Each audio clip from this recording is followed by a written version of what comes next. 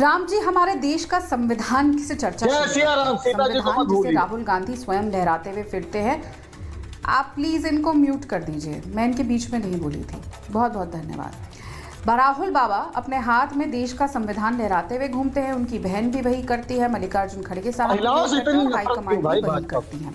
तो देश का हमारा संविधान हमें क्या सिखाता है? आप प्लीज इनको कंट्रोल करें।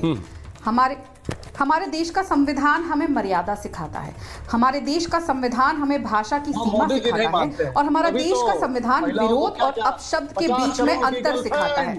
संदीप त्रिपाठी, ये कंटिन्यूअस कमेंट्री करेंगे तो कोई डिबेट हो पाएगी? मुझे लगता है सिर्फ इन्हीं को बोलने का मन है। अभी अगर 10 सेकंड नहीं बोलने देंगे आप किसी प्रवक्ता को तो क्या जवाब देंगे उसका, और क्या आप सुनेंगे? तो पॉपकॉर्न की तरफ खुद गए अपनी कुर्सी से। छोटा सा सवाल, बिहार में क्या हुआ है? दुनिया भर की आप जो है रावण कहानी क्यों बना रहे हैं भाई? आप प्लीज इनको पूरा 2.5 मिनट दीजिएगा, इसके बाद या तो आप इनको म्यूट कर दीजिए। संदीप त्रिपाठी, एक बात सुनिए, आप यहाँ गुजरात से लेके विश्व भर की कहानी सुना चुके हैं, कम से कम 30 सेकंड तो देंगे, कम से कम 30 सेकंड तो देंगे कि नहीं देंगे? ये बताता है कि ये मोहब्बत की दुकान नहीं है, अराजकता की दुकान है। भाई क्यों अराजकता मेरी डिबेट में कर रहे हैं आप? प्लीज मत कीजिए। अगर कोई 2-4 मिनट बोल ले फिर समझ में आता है कि आपको किसी चीज पे इंटरप्शन करना है। राधिका जी बोलिए। धन्यवाद। मैं फिर से बताती हूँ, हमारा देश का संविधान जिसे स्वयं राहुल बाबा, प्रियंका गांधी, मल्लिकार्जुन खड़गे साहब और हाईकमांड सोनिया गांधी जी फिराती फिरती है हर जगह। ये देश का संविधान है, हम संविधान के रक्षक हैं, हमने संविधान बनाया है। वही संविधान हमें भाषा की मर्यादा सिखाता है, हमें भाषा की सीमा सिखाता है, और वही संविधान हमें अपशब्द और विरोध के बीच में अंतर सिखाता है।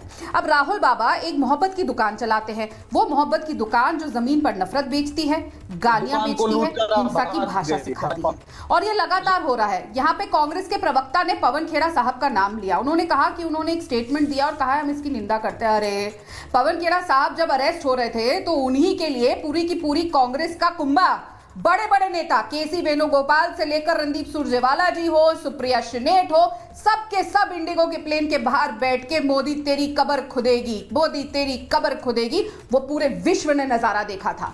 तो पवन खेड़ा आके आज यहां पर एक नया ड्रामा करने की कोशिश ना करे, जब अपने लिए वो मोदी तेरी कब्र खुदेगी नारे गिनवा रहे थे।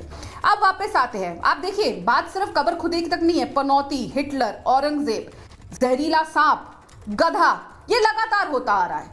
इनके प्रवक्ता कह रहे थे वो आदमी आज भी बाहर है, उसे जेल क्यों नहीं भेजा? अरे भैया, देश की बिहार की जनता ने अपनी से एक वोट की चोट से सबको जेल ही भेज दिया। आप लोगों को राजनीतिक जेल में हैं आप लोग, राजनीतिक बेरोजगार कर दिया है। लगातार आप इस देश के प्रधानमंत्री, मेरे देश के प्रधानमंत्री, मेरे प्रधानमंत्री को गाली देते हैं। राहुल गांधी सपना देखते हैं कि वो उस कुर्सी पर बैठेंगे, और उस कुर्सी पर बैठे हुए इंसान को सुबह शाम गाली देते हैं। जो उनकी जयपुर की महिला कांग्रेस की अध्यक्षा है, जयपुर रूरल की, बात यहीं खत्म नहीं हुई। उस औरत का वीडियो स्वयं महिला कांग्रेस की राष्ट्रीय अध्यक्ष ने अपने व्हाट्सएप के स्टोरी पर शेयर किया। हर जगह जगह सारे कांग्रेसियों ने वो वीडियो शेयर किए। वो अकेली नहीं है जिसने कहा मोदी तेरी कब्र खुदेगी। भाई बैनर लिए अलग अलग जिला कांग्रेस, अलग अलग फ्रंटल ऑर्गेनाइजेशंस ऑफ कांग्रेस, वो बार बार नारा और रामलीला मैदान में खड़े होके दे रहे थे। क्या किसी पे कोई कार्यवाही हुई? क्या आज तक हुई? कभी नहीं हुई। और पवन खेड़ा तो स्वयं मोदी जी के पिताजी तक पहुंच चुके हैं। आपको देश की जनता से इतनी नफरत हो गई है कि अब आप वो निकाल रहे हैं प्रधानमंत्री मोदी जी को बार बार गाली देके। मतलब देखिए ना कितनी जहर, कितनी गंदगी उनकी मानसिकता में। अब मैं फराज किदवई को इसमें इन कराना चाहता हूं, फिर संदीप त्रिपाठी अपनी बात कुछ कहना चाह रहे हैं, उनके पास भी चलूंगा, लेकिन पहले फराज किदवई। बहुत सामान्य बात है, और सामान्य बात है कि शिष्टाचार राजनीति का सबसे बहुमूल्य गहना है, और इस शिष्टाचार की इसके ये क्या है कि धज्जियां तो पहले ही उड़ाई जा चुकी हैं, लेकिन क्या इसको वाकई कब्र में डालने की कोशिश की जा रही है? और बार बार ये दोहराव होगा और फिर आप कहेंगे कि नहीं हमारा तो कोई संबंध ही नहीं किसी से, हमारा तो कोई संबंध ही नहीं। क्या ये चलेगा? एक इसका मॉडल आरजेडी ने देखा है, और वो खुद मान रहे हैं उनके नेता कि भाई जिन लोगों ने हमारे नाम पे गलत गाने बनाए, अखिलेश जी ने भी इस बात को एड्रेस किया कि जिन लोगों ने हमारे नाम पे गलत गाने बनाए उन पे हम कार्रवाई करेंगे। मतलब आप समझ रहे हैं कि आप शब्दों का क्या मायना होता है और जनता उनको कैसे लेती है। इसके बावजूद इतनी बड़ी पार्टी बार बार उसी गलती को दोहरा रही है। फराज किदवई, आप क्या कहेंगे?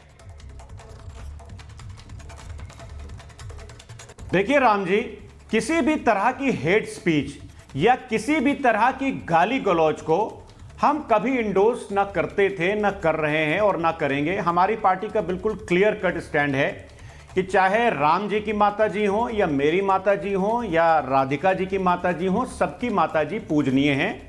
और पिताजी हो, फैमिली हो, किसी को भी मतलब गाली गलौज तो मतलब we can not even think of it.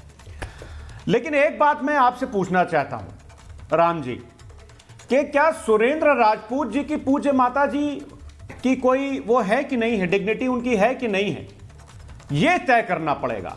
क्योंकि जब टीवी चैनल पर उनकी पूज्य माता जी के लिए, सुरेंद्र राजपूत की जो कांग्रेस के प्रवक्ता हैं, उनकी पूज्य माता जी के लिए इतने गंदा शब्द, जो कि मैं टीवी पे तो छोड़िए अपने दोस्तों के साथ नहीं बोल सकता हूं, उससे जब नवाजा जाता है तो भारतीय जनता पार्टी क्या कुछ एक्शन लेती है? मैं ये जानना चाहता हूं। अगर किसी चीज का होता हो, मेरी बात सुनिए, मैं आपकी आपने चूंकि पूछा इसलिए थोड़ा सा इसमें ऐड कर रहा हूं, आप ही बोलिएगा। आपने चूंकि पूछा इसलिए मैं कह रहा हूं कि 200% इसकी निंदा होनी चाहिए जो शब्द इस्तेमाल किया गया था, जिसका आप रेफरेंस कर रहे हैं। हालांकि वो दूसरे टीवी चैनल की बात है, हम लोग ऐसा करते नहीं।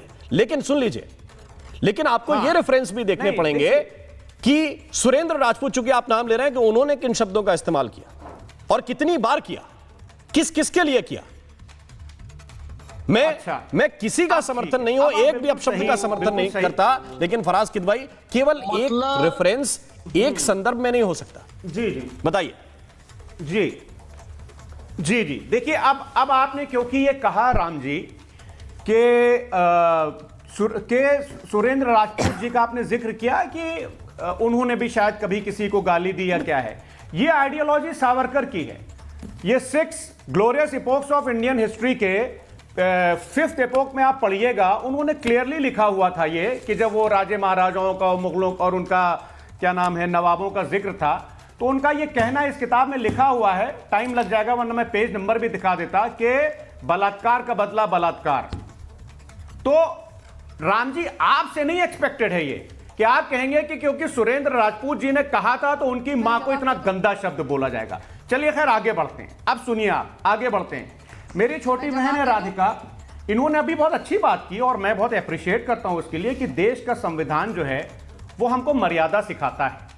लेकिन यह मर्यादा सिर्फ ऑपोजिशन के लिए नहीं है, यह उन लोगों के लिए भी है जो टीवी पर आकर के बोल के कटुआ बोल के गए हैं कल, जो टीवी पर आकर के पता नहीं क्या क्या सब बोलते हैं, और ये कोई नहीं बोलता है, सिर्फ भारतीय जनता पार्टी के प्रवक्ता बोलते हैं। अब मैं एक चीज और बोलूंगा, उसके बाद में मैं अपनी बात आप चाहिएगा खत्म कर देंगे।